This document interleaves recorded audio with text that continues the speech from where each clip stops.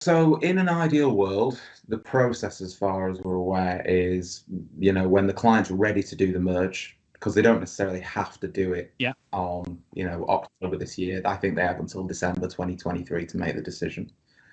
When they're ready, they can tell us, make arrangements for when they'd like it done. And then from that point, FourVision on our side, we can then make the arrangements with Microsoft and go through the lift and shift process.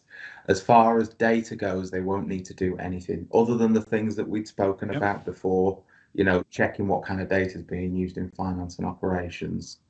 If we'll work on the assumption that every client that we have isn't using HR in F&O at the moment, so they've not touched it, it's completely empty.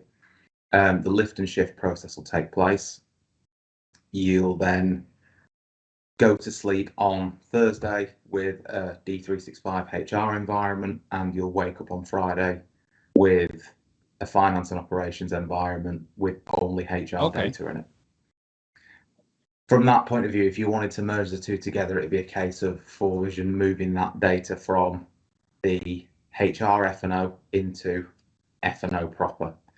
That process is relatively straightforward because the database tables are the same. We can literally just pick up everything that's in this table and pop it in there. All the authentication, the data matching will be the same because it's come out of an F&O database and it's going into an F&O database. So all that side will be very, very simple. But really, they don't need to do too much. So if you are thinking about doing this, there's not really any prerequisites you as a HR administrator will need to make. As far as data goes, I definitely think, again, we'll use the example that me and you are HR administrators in an organization. I think from a functional point of view, it will definitely be a time to maybe make yourself known to the wider project. So I know, F&O projects, they are, as we say, they're huge. They go on and they involve a lot of different people. HR, on the other hand, will probably only deal with people at FourVision. So it's definitely a time for HR to have some involvement with the wider F&O project.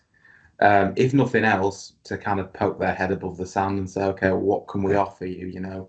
What's your workflow approvals like? What are your, do you want to use spending limits? What of our data will be useful to you in the organization?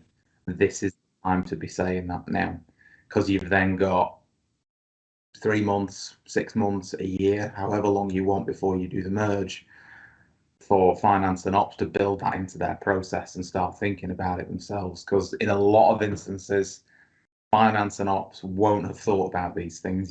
Some of the functionality that we can offer at this point from a HR standpoint, it just won't have been thought about by the organization because it won't have been visible to them as an option.